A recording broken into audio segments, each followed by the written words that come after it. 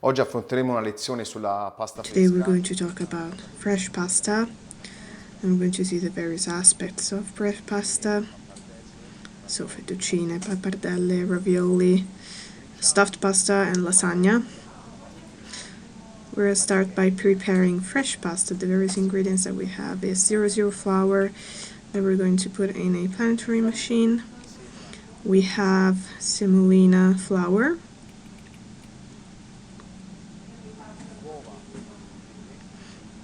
whole eggs, and egg yolks. The dosages that we're going to use for this pasta are 350 grams of 00 flour, 150 grams of semolina flour, 125 grams of eggs, and 125 of egg yolks. We're going to use the weight of the eggs and not the number of the eggs because the size of the egg is variable, so always having the same dosage is better. Once we have all the ingredients inside, we're going to let the machine start on low speed so that the flour does not go all over the place. We're going to increase it gradually.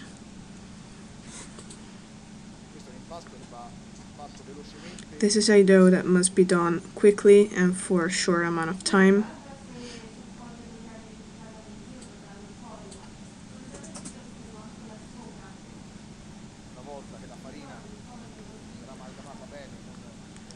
Once the flour is nice and amalgamated with the liquids, we can increase the speed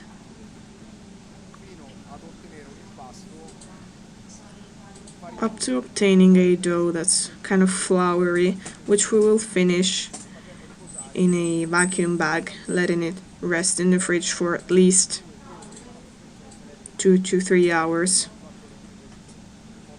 But it would be better to keep it at least 24 hours in the fridge so that it rests completely.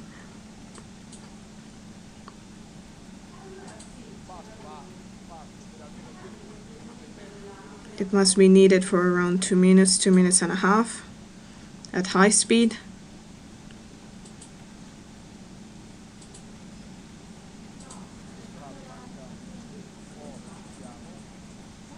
We're almost there.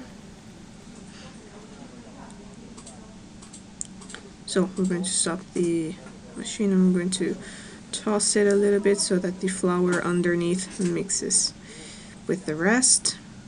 We're going to touch it. We're already feeling that it starts being clumped up and unique. So we're going to restart the machine.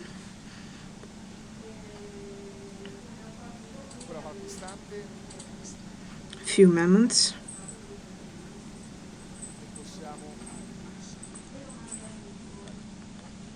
And we can block everything.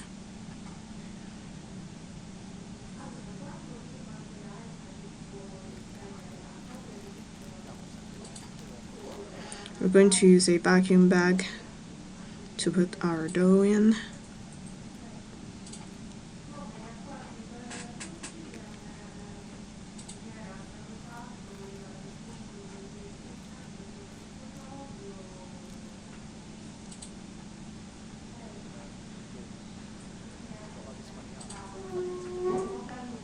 You can see how it's almost floury, but then with the help of the vacuum bag we can make it compact. We can also work it by hand, adding maybe another egg yolk.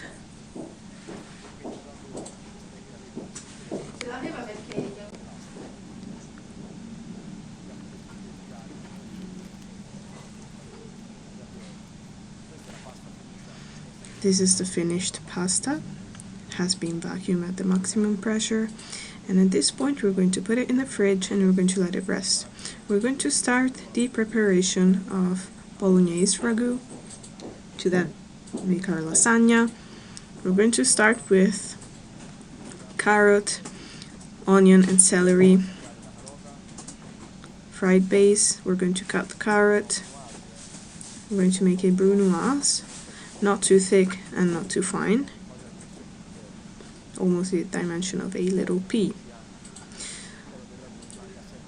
So that instead of the ragu, we always have some of the vegetables we prepared for the initial preparation.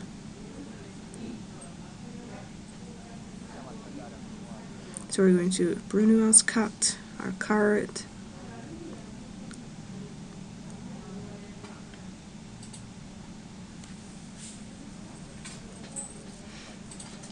It mustn't be extremely precise because it's a ragu, but not even too rough because of the cooking times.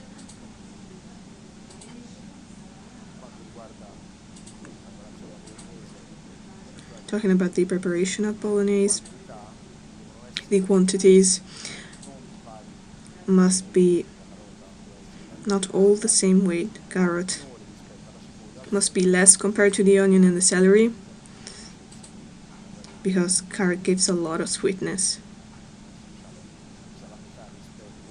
So let's say half compared to the onion and the celery.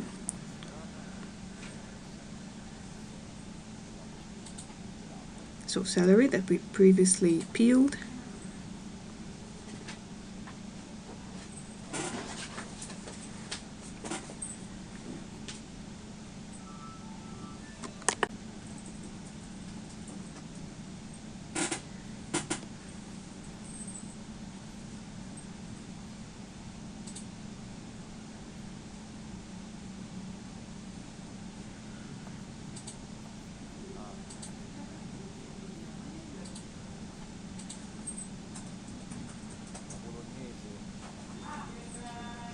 The bolognese,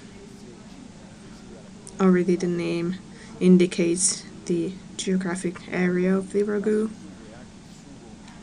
So it is a classical sauce and is the most popular even abroad.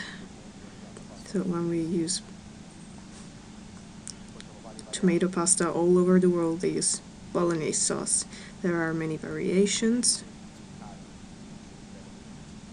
especially talking about the use of the meat inside of the ragu. We can use beef, veal, but also mixed veal, beef and pork all together.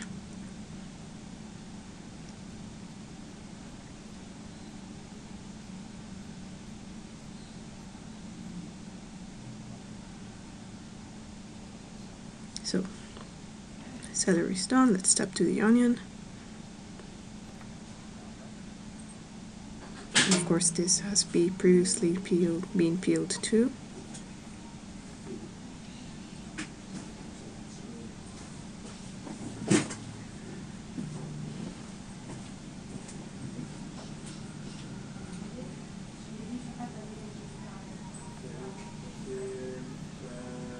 Removing the bigger pieces so that we have two the same dimension.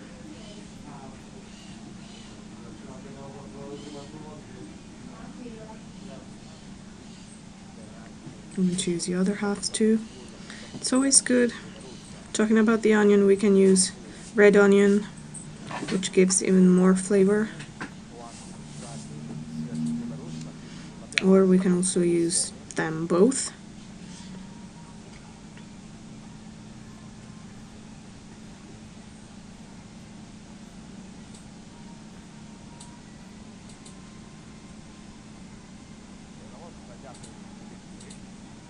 Once we have all of our vegetables cut, we're going to place them in a pot, always on heat off. Let's place them nicely on the bottom of the pot. We're going to add the oil. We're going to start from cold so that the heat is uniform for all of the vegetables. If the oil is hot already, we might burn the vegetables. So we're going to start at high temperature on the first stage so that we take some heat, and then we're going to lower the heat, also because the base needs to cook for around 14-15 minutes, so that all of the ingredients cook uniformly. Especially in this case, the onion needs to cook, because a too raw onion would be undigestible, so it needs to cook slowly. We're going to add 1 stick of rosemary to give some perfume. We can also add sage or some thyme. I prefer rosemary because it's a little bit more balsamic.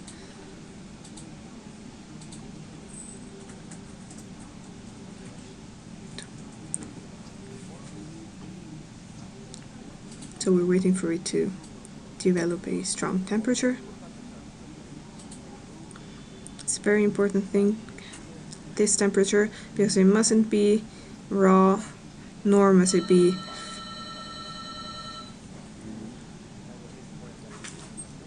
fried.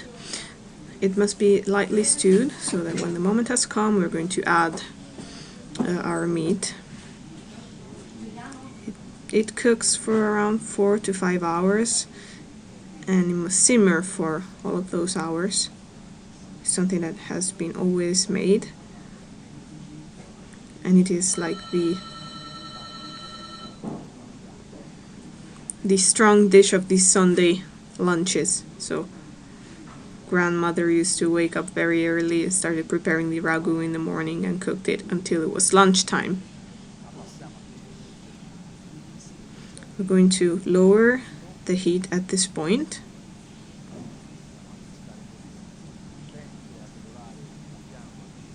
We must also be very careful regulating the heat, otherwise we can't regulate it very nicely.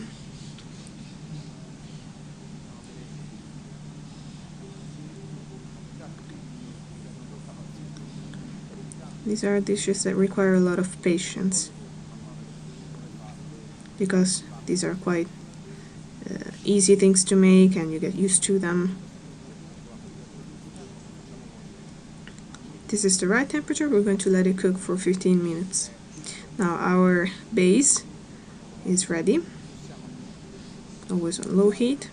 We can at this point increase the heat and prepare to add our ground beef or ground meat, whatever you chose.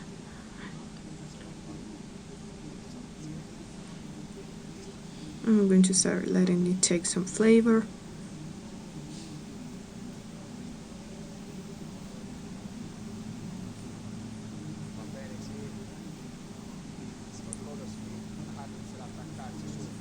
It's okay if the meat starts attaching.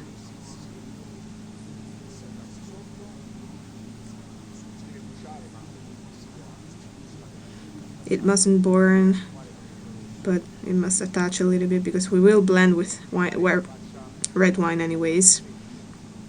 We must just avoid that the meat clumps up, so we're going to push everything down. We want it to be grainy.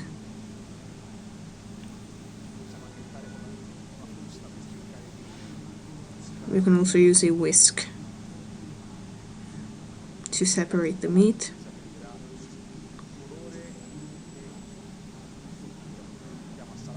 So the more it crumbles, the more it will take color and flavor. We're going to add salt. When we use salt in ragu, we always do it by steps, a little at a time, because it is a very long cooking, and so the more salt we add, the more in the cooking we tend to let it become too savory. Now we're going to let the meat cook a little bit. The other ingredients that we're going to use will be red wine, as I said, some tomato concentrate, and tomato sauce.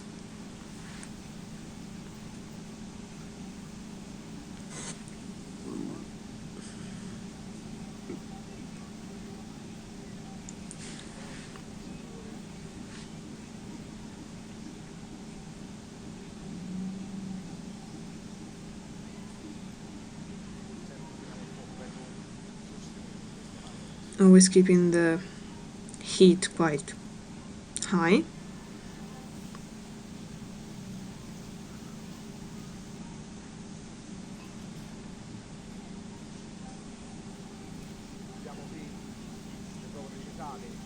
We have here some vegetable broth to add after we'll have added the tomato. Vegetable broth is something we always use for other preparations. At this point we can blend with some red wine.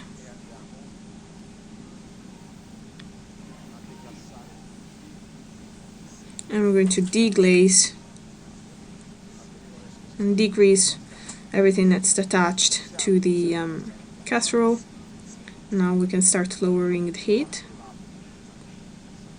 So we're going to wait for the alcohol to evaporate.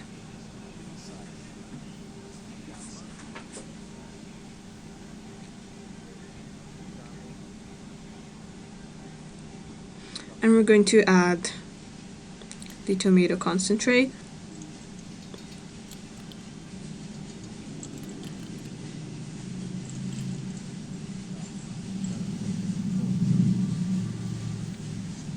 To give it a little bit more strength and flavor.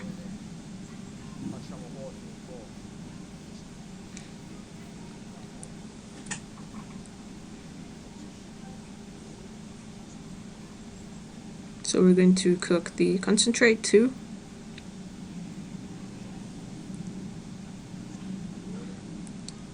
It's already starting to take a nice color, after which we can add our tomato sauce. Not adding too much, this is enough.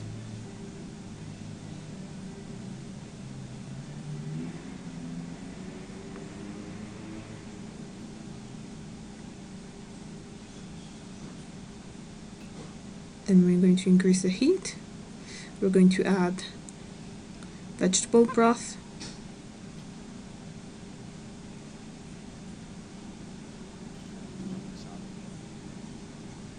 And we're going to adjust with salt.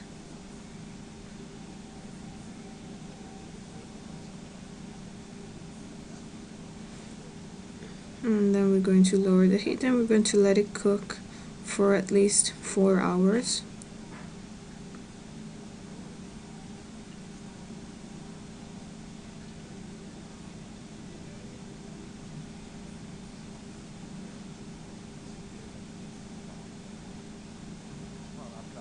We're going to let it cook for 4 hours. Here another preparation for our lasagna is bechamel. The ingredients are milk, butter, and flour. The dosages for 500 grams of milk are 50 grams of butter and 50 grams of flour. We're going to start by putting the milk over heat, adding a pinch of salt, and some nutmeg.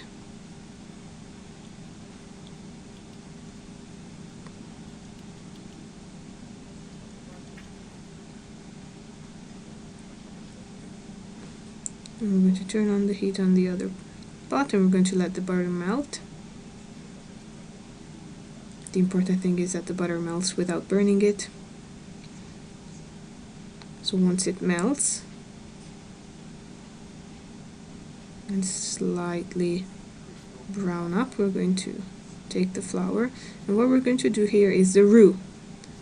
The roux is a dough with butter and flour that's needed to give body to the milk.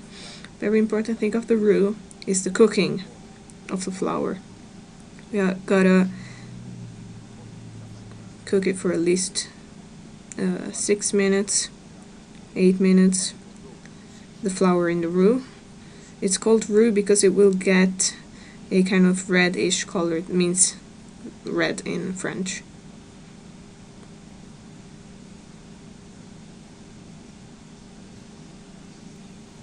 We're going to add the flour.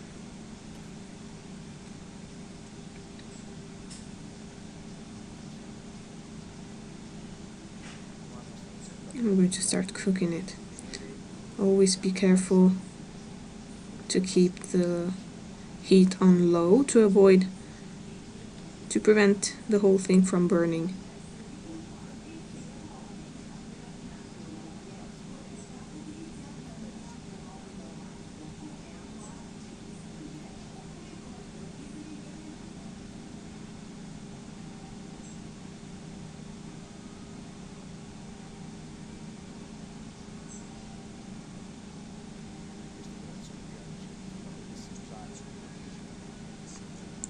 For this operation here, it's just okay to use a spatula. This is better than the whisk so that we can catch the sides, catch all of the product.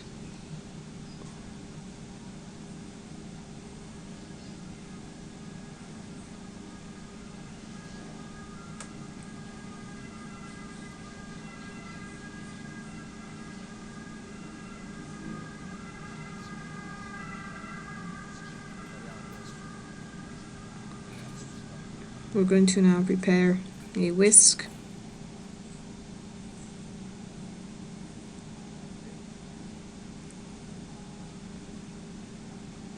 For the milk.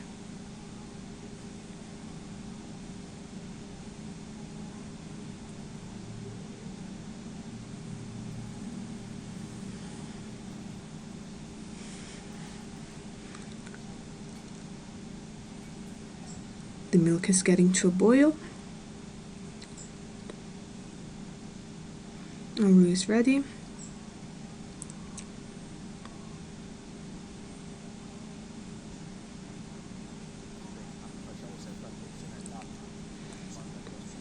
Always be careful about the milk when it gets to an almost boil, because when it starts boiling it floats quickly, so always be careful about that.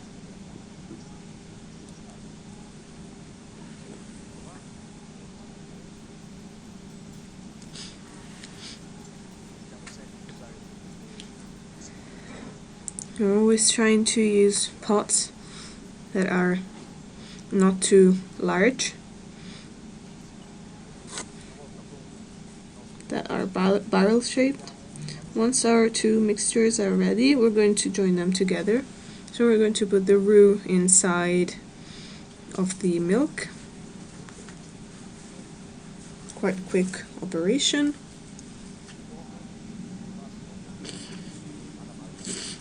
On low heat, we're going to mix.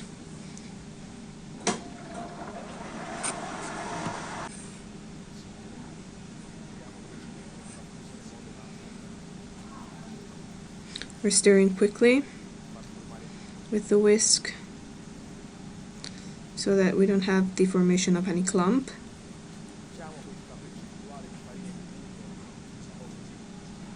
We're using this percentage of flour and butter 1:1 so that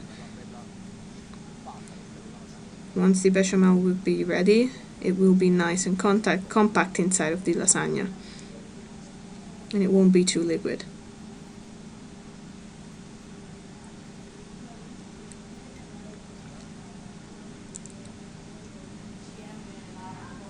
So we're going to let it simmer for a few moments.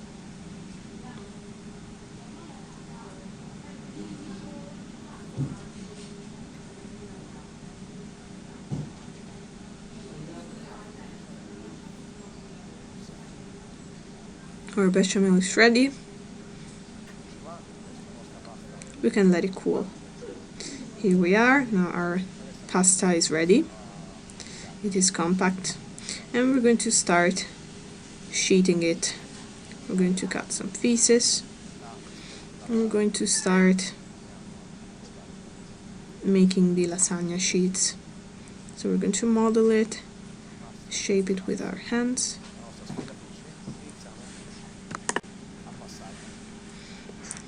And we're going to start passing it through the sheeter. One important thing in this case is to alternate vertical and horizontal every time that we reduce the thickness, so that the pasta can have the the shape of the barrels in a nice rectangle.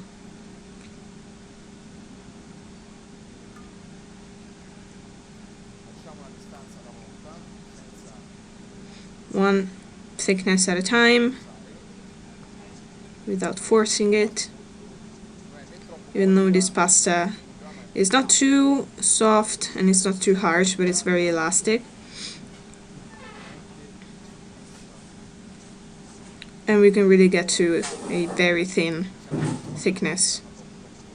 Not in the case of lasagna, because we can't make it too thin, like for ravioli, but still, it's starting to take the shape. I'm going to keep decreasing the thickness. Now we're just going to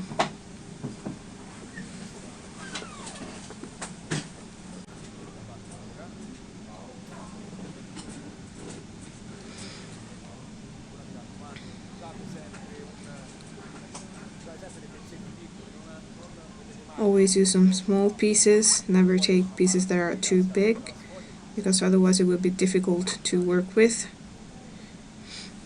once you sheet it out.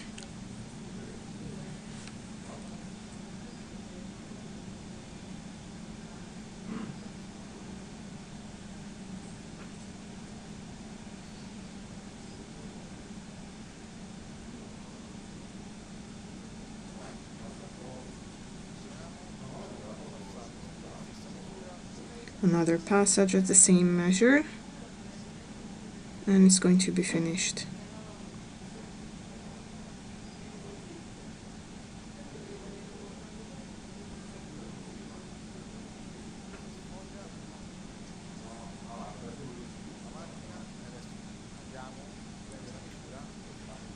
And now we're going to take the measure to make lasagna. So we're going to have the first layer, which must be slightly longer than the tray because it will have to close the whole thing. We're going to leave some space outside.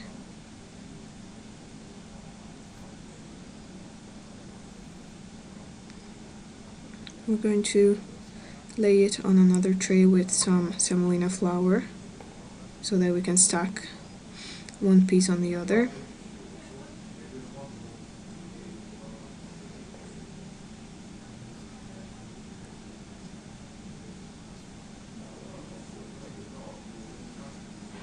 Now we're just taking the internal measurement.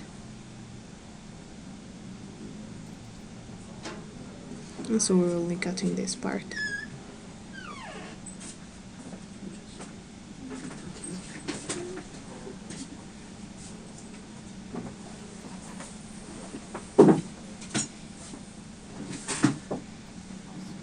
So we're going to restart again.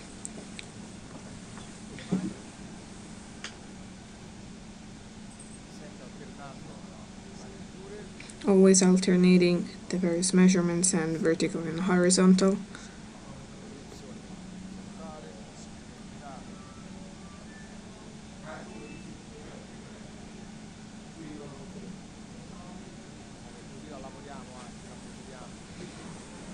So we're also softening it.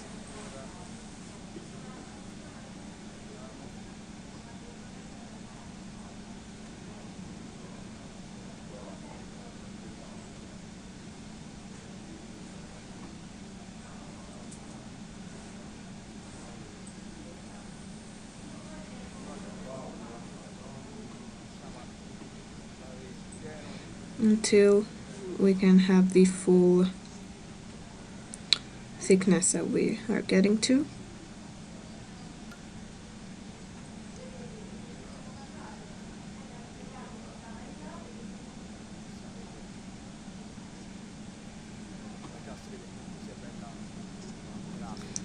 So we can already see that it's nice and elastic,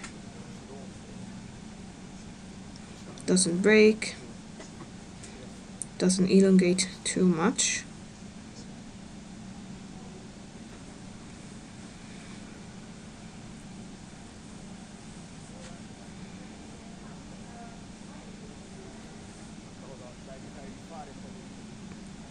And the thing to avoid is to pull it by hand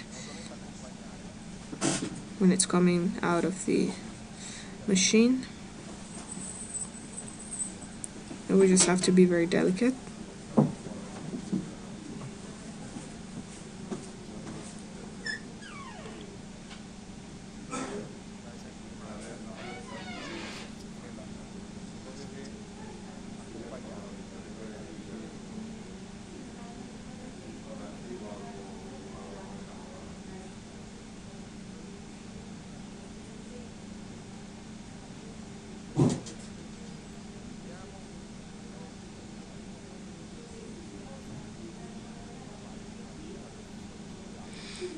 We're going to take one of the central sheets and we're going to use it as a measure.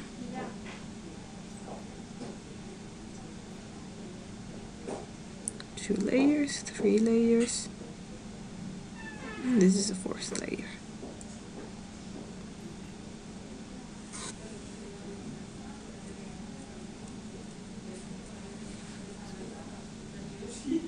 Always semolina flour.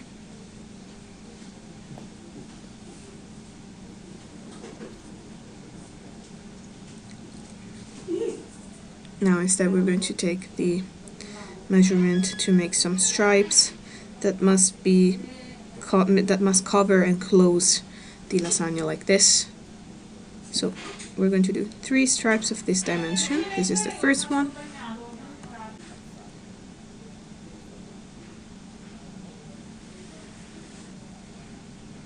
The second one. And we're going to use this one.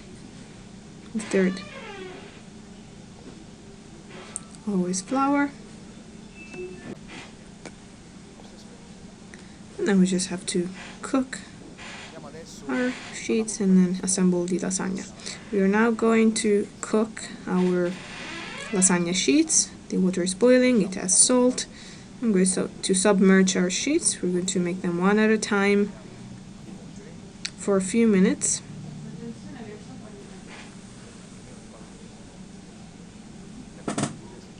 Even less than a couple minutes.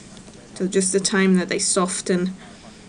So the lasagna must be nice and al dente, so nice and crunchy, because it's going to be further cooked in the oven, of course. And we're going to right away cool it down in cold water. We're going to go on with our sheets. These are smaller, we can put them all together. The water must be boiling, it must never stop to boil. In the meantime, we're going to lay out some plastic film on our working surface so that we then can put our sheets to dry and don't stick one to another. So we're going to do this, lifting it.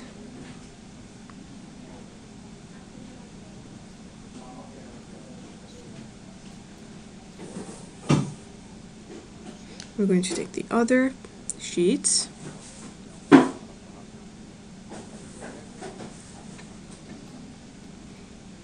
we're going to cool them down.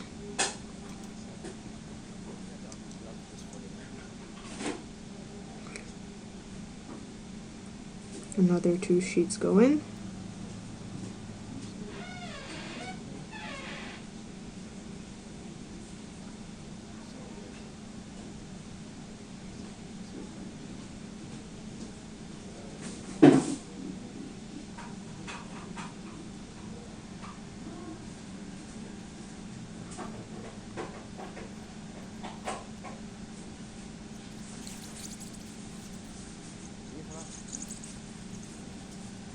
Some more plastic.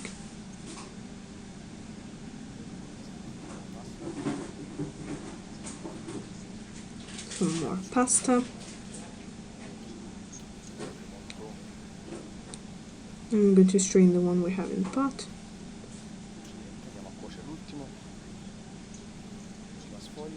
I'm going to get the last one.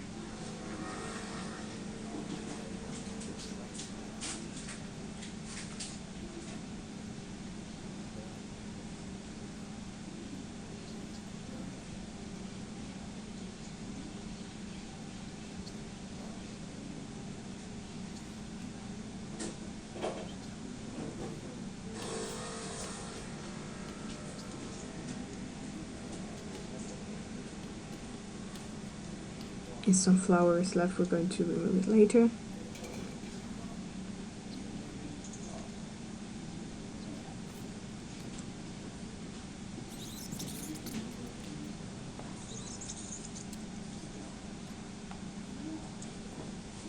Last layer, and we're going to take the last one we cooked, removing some flour that might be left. The important thing is that the pasta is cooked.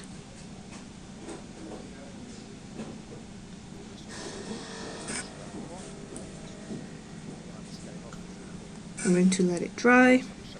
We're going to mix the sauce and the bechamel together. This is our finished sauce. Changed color. It's cooked for 4 hours. We're going to add our bechamel in. And we're going to mix them together so that we have the two components homogeneously mixed to season our lasagna.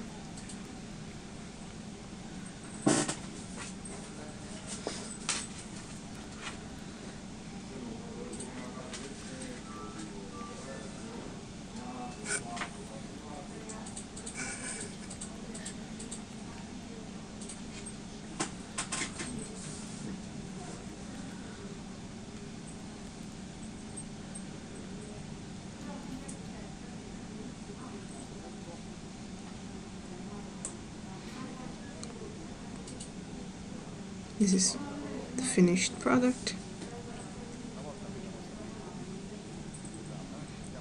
Once we take our previously buttered tray, we're going to lay the longest sheet we have.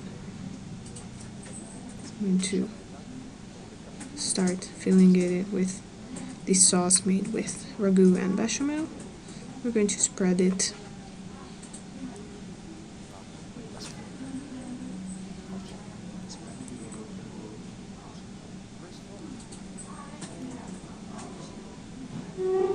a little bit more. And then Parmesan.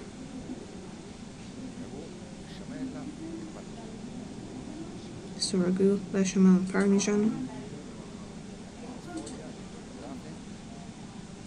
Then the other sheet. Laying it on top.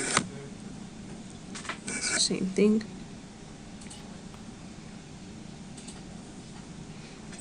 Ragu, bechamel,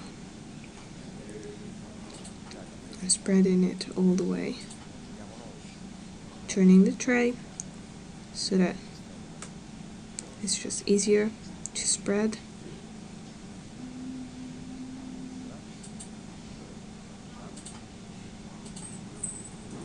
Parm.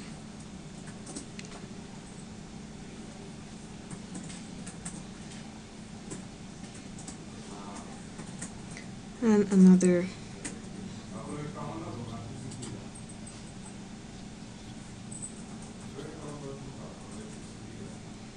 sheet of pasta. This is our third layer.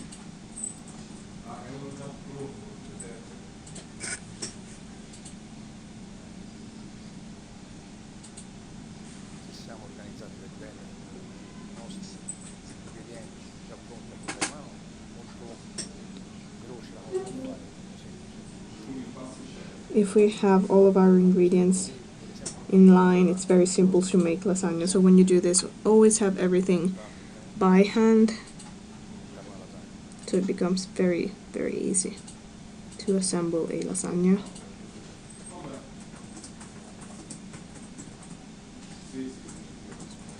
Then I'm going to add the last pasta sheet.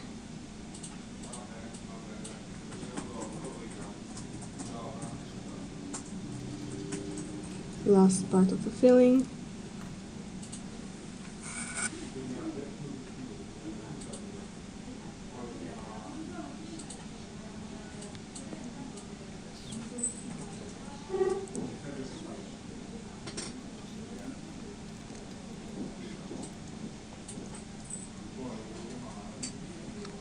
to see what we need the remaining pasta for.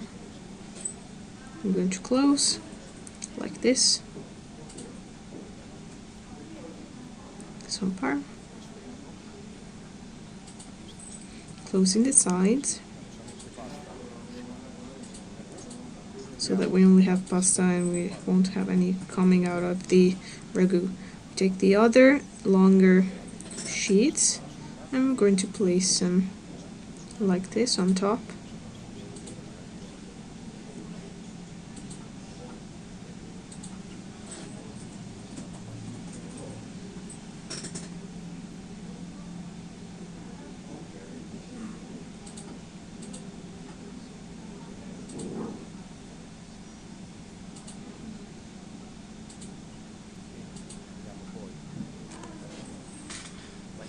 And then we're going to wetting our hands a bit. Going to put this pasta underneath to close everything, so that even here nothing comes out.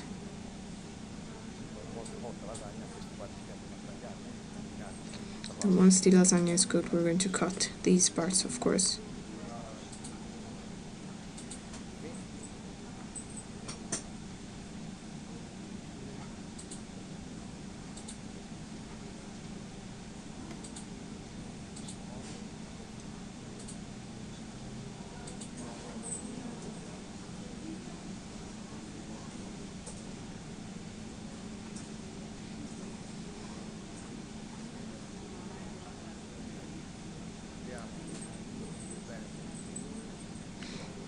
I'm going to clean all of the sides of the tray.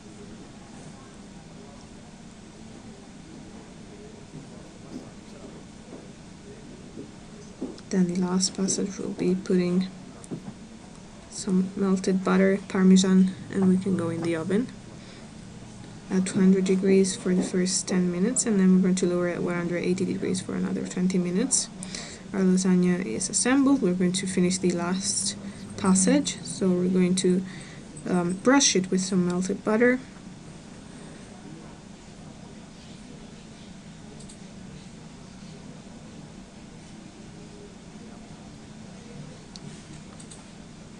And we're going to finish with a sprinkling of parmesan.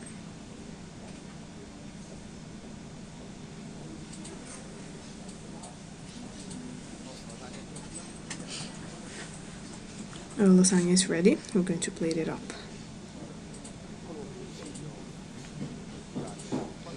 A small advice that I can give you is that when you have some waste that you cut to pair our sheets or pasta, whatever, we can use them to make 𝐒𝐡𝐚𝐬𝐫𝐢𝐛𝐞.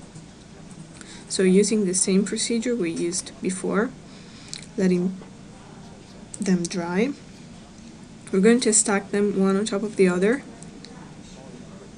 always using some flour, and cutting them rectangularly, but just not in an even shape, and we can use them to make any pasta, and this is something we can do.